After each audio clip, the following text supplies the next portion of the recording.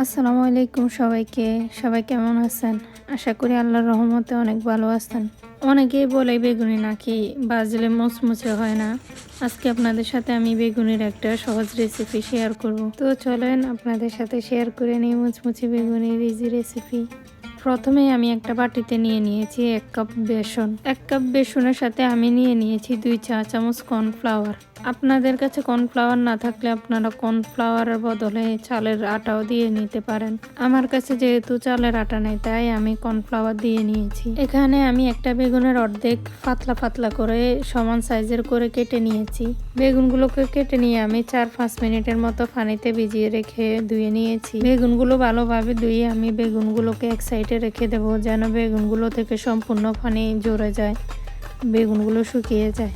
আমি কর্নফ্লাওয়ার আর বেসনের সাথে দিয়ে দিয়েছি সামান্য একটু রসুন বাটা, দিয়ে দিয়েছি সামান্য একটু লবণ, সামান্য একটু হলুদ গুঁড়া, সামান্য একটু মরিচ গুঁড়া।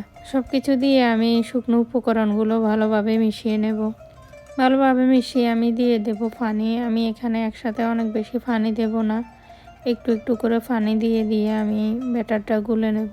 বেসনে অনেক বেশি পানি দিয়ে বেসন পাতলা করা যাবে না।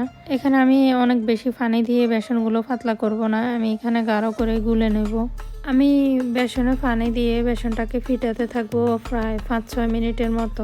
বেসন ফিটাতে ফিটাতে দেখবেন বেসনের চেহারা চেঞ্জ হয়ে আসছে, তখন বুঝে নেবেন আপনার বেসনগুলো রেডি। আপনি যদি বেসন আগে থেকে অনেক বেশি পানি দিয়ে পাতলা করে ফেলেন তাহলে বেসনগুলো ফিটাতে ফিটাতে আরও বেশি পাতলা হয়ে যাবে, যা বেগুনি বানানোর সময় বেগুনির সাথে আটকে থাকবে না। তাই বেসন গোলানোর সময় অল্প পরিমাণে পানি দিতে হবে। বেসন ফেটাতে ফেটাতে এমনি বেসন পাতলা হয়ে আসবে। বেসন ফেটাতে ফেটাতে বেসনের এরকম কালার চেঞ্জ হয়ে আসলে বুঝবেন যে বেসনগুলো রেডি হয়ে গিয়েছে। না হলে এরকম করে একটা আঙ্গুল বেসনের ভিতরে চুবিয়ে দেখবেন, আঙ্গুলের সাথে যদি বেসনগুলো লেগে থাকে বুঝবেন যে আপনার বেসন পারফেক্ট হয়েছে। আমি বেগুনগুলো সম্পূর্ণ পানি একটা কিচেন টাওয়ালের সাহায্যে শুকিয়ে নিয়েছি।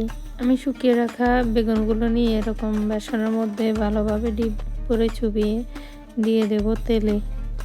বেগুন তেলের মধ্যে দেওয়ার আগে আমি তেলগুলোকে একদম হাই হিটে ভালোভাবে ধোঁয়া ওঠা পর্যন্ত গরম করে নিয়েছি। এরপরে আমি বেগুনগুলো দিয়ে দিয়েছি। ঠান্ডা তেলে বেগুন দিলে বেগুনগুলো ফুলবে না, এগুলো চুপসে যাবে। তাই ফার্স্টে হাই হিটে তেলগুলো গরম করে নিয়ে পরে বেগুন দেওয়ার আগে চুলাটা লো হিটে করে নিলেই বেগুনগুলো পারফেক্টভাবে ফুলে উঠবে। আমি বেগুনিগুলোকে বেশ কিছুক্ষণ সময় নিয়ে ভালোভাবে ভেজে নেব। আমার সবগুলো বেগুনি সমানভাবে ফুলো ফুলো হয়েছে এবং সবগুলো বেগুনি মুচমুচে হয়েছে। তো বেগুনিগুলো ভাজা হয়ে গেলে আমি একটা প্লেটে সবগুলো বেগুনি তুলে নিচ্ছি। তো এই তো হয়ে গেল বেগুনির একদম সহজ একটা রেসিপি। আমি এখানে কোনো ফুড কালারও ইউজ করিনি, কোনো বেকিং সোডাও ইউজ করিনি।